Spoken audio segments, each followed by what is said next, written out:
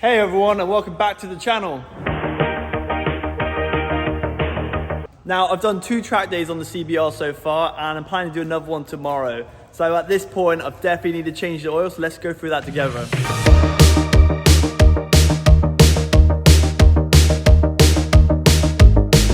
For tools, you're obviously going to need anything to take your fairings off, whatever's in the way of your oil filter. Highly recommend obviously use your owner's manual. You can always get one online. If you have a naked bike, good for you. It should be a lot easier to get to your oil filter. In terms of parts, obviously you need your oil. Make sure you get something decent.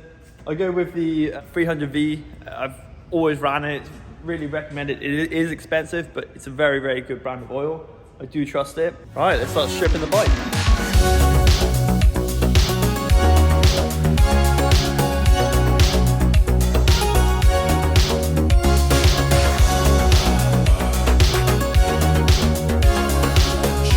Another recommendation is to get the bike up to operating temperature, because that will make the oil go a little bit thinner, therefore it'll be a lot easier and quicker to drain.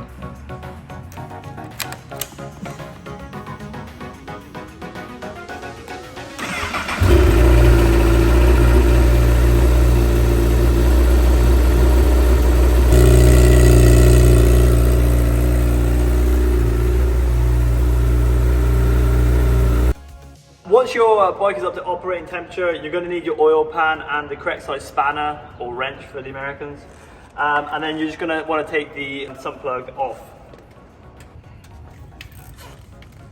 Obviously it is going to be hot.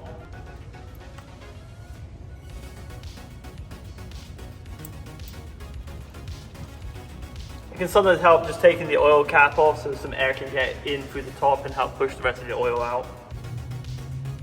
Once that's draining, you can then take your oil filter off. I've already got a K&N oil filter on here, so they come with like a nut on the back, so you can just use a socket.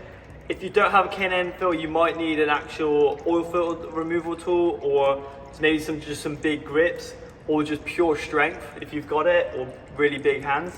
But in this case, I can get away with just using a wrench.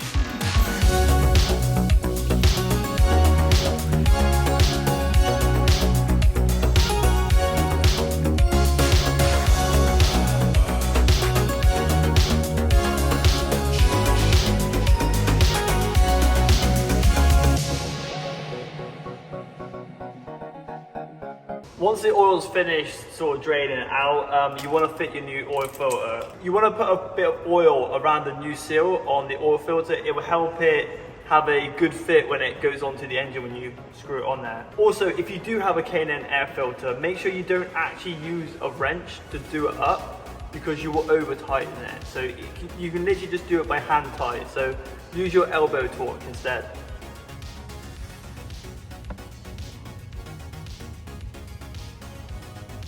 And obviously another thing to double check is just make sure that the new oil filter you've got is the same size, the thread is the same, and the seal is exactly the same size too.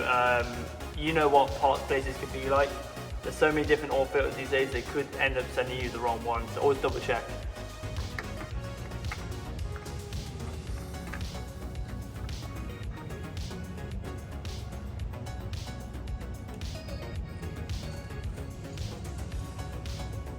Super important, your old sump plug is going to have a washer on it.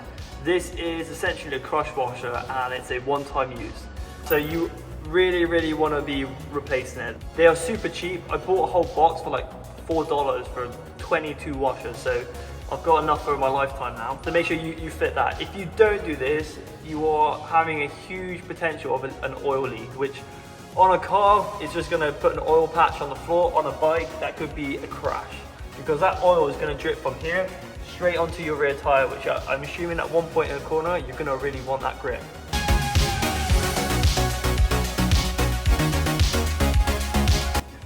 Once you got that sump plug finger tight, you are going to want to torque it.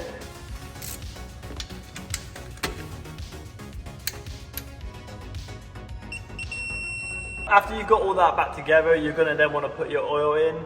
Do recommend to see how much the manufacturer says the bike needs. Obviously you're going to measure it as you go, but it will give you a good indication, because you can use the gauge on the side of the bottle.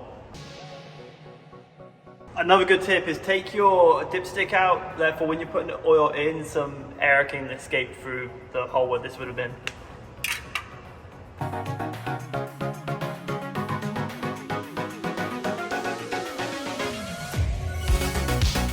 When you get close to filling the oil up to its capacity, this is where you want to start dipping it to see what the actual oil level is. On bikes, normally the dipstick is screwed in, however when you do the check, you don't want to screw the whole dipstick in. You just want to put it all the way down and then take it straight back out.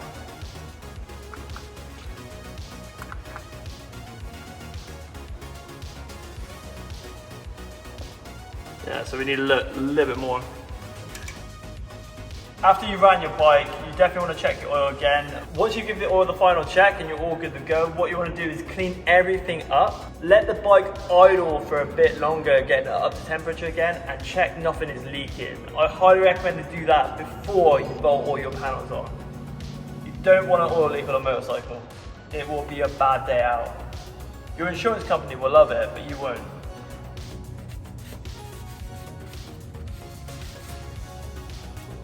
Once you confirm there's no oil leaking from the sump or from the oil filler, you can bolt the panels back together.